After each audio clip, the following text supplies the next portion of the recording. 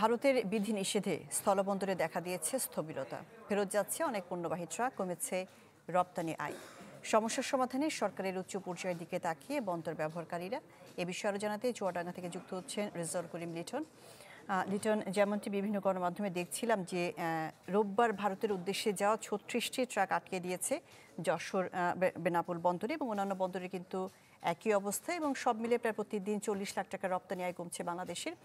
এ নিয়ে বন্দর ব্যবহারকারী যে ব্যবসায়ী আছেন তারা কি বলছেন? বাংলাদেশের শক্তিশালী থার্মিক স্টিল বার ফেমাস স্টিল লিমিটেড। শাহনাজ, আসলে এই কয়েকদিন ধরেই ভারতের সাথে বলা চলে এক প্রকার বাণিজ্য যুদ্ধই শুরু হয়েছে বাংলাদেশের। আপনি জানেন যে দুদেশের কূটনৈতিক টানাপোড়েনের মধ্যেই হঠাৎ করেই ভারত বাণিজ্য নিষেধাজ্ঞা দেয়।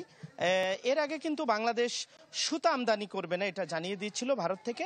তারপরেই গত 9 এপ্রিল বাংলাদেশ যে ট্রান্সশিপমেন্ট সুবিধা দিয়েছিল ভারতকে, সেই ট্রান্সশিপমেন্ট সুবিধা ভারত বাতিল করে।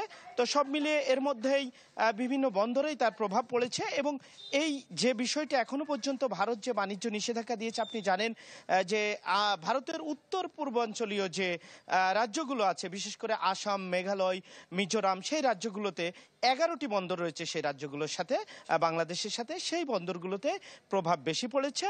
আর এর পাশাপাশি এই পশ্চিমবঙ্গের সাথে যে বন্দরগুলো আছে, যেমন বেনাপোল, ভোমরা, সোনা মসজিদ, বাংলাবান্ধা, বুড়িমারি, এই বন্দরগুলোতে সামান্য কিছু প্রভাব পড়েছে। আপনি জানেন যে বাংলাদেশ এই বন্দরগুলো দিয়ে ভারতে প্লাস্টিক সামগ্রী, বিশেষ করে বাংলাদেশের যে প্রাণ কোম্পানি, সেই প্রাণের প্লাস্টিক সামগ্রী, চিপস, তারপরে জুস, এইগুলো বেশি রপ্তানি করে ভারতে। সেই পণ্যগুলো কিন্তু ভারত নিষেধাজ্ঞা দিয়েছে।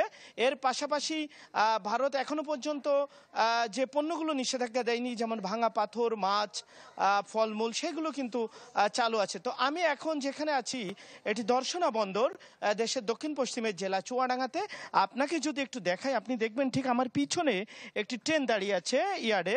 এই ট্রেনটি ভারত থেকে কিছুক্ষণ আগেই এখানে র্যাপশিট অর্থাৎ খোল নিয়ে এসেছে, মাছের খাবার যেটি, সেটি নিয়ে ট্রেনটি এসেছে 42টি ওয়াগনে, এবং একটু পরেই ট্রেনটি ফিরে যাবে। আপনাকে যদি একটু দেখাই, তো এই দর্শনা বন্দর দিয়ে রেলওয়েতে আমদানি রপ্তানি হয়, এবং এই আমদানি রপ্তানির এই বন্দর এখনো চালু আছে। এখানে কিন্তু নিষেধাজ্ঞার মধ্যে যে বিষয়গুলো সেটি আসেনি। তবে ব্যবসায়ীদের সাথে আমি কথা বলেছি, ব্যবসায়ীরা বলছেন যে ভারত বাংলাদেশের সাথে সবচেয়ে বেশি বাণিজ্য করে, এবং যে রপ্তানি বাণিজ্য, আমদানি বাণিজ্য যেটি আছে, সেটি ভারতই বেশি লোকসান হবে। কারণ একটা বিষয় যে তারা বলছেন, ব্যবসায়ীরা বলছেন যে ভারত বিক্রেতার, বাংলাদেশ ক্রেতা। তো বেশির আইটেমই ভারত থেকে বাংলাদেশে ব্যবসায়ীরা আমদানি করেন, আর সামান্য কিছু আইটেম রপ্তানি করেন।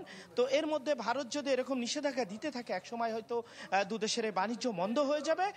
তখন হয়তো দুদেশের বাণিজ্যে আরও সংকট তৈরি হবে। তো সবাই প্রত্যাশা করছে, বাংলাদেশের ব্যবসায়ীরা এবং ভারতের যারা আমদানিকারক রপ্তানিকারক আছে, আমি সেখানেও কথা বলেছি, তারা প্রত্যাশা করছেন যে দুদেশের কূটনৈতিক সম্পর্ক একদিন হয়তো ঠিক হয়ে যাবে, কিন্তু বাণিজ্য সম্পর্ক নষ্ট হলে সেটা দুদেশের অর্থনীতিতেই একেবারে কুঠারাঘাত হবে। তো তারা কামনা করছেন, দুদেশের জনগণ এবং ব্যবসায়ীরা কামনা করছেন যে এই প্রতিবেশী দেশ দুটি তাদের বাণিজ্য সম্পর্ক স্বাভাবিক রাখবে। শাহনাজ। জি, রেজাউল করিম লিটন। ভারতের বিধিনিষেধে স্থলবন্দরে দেখা দিয়েছে স্থবিরতা, ফেরত যাচ্ছে অনেক পণ্যবাহী ট্রাক। এ নিয়ে জানাচ্ছেন রেজাউল করিম লিটন।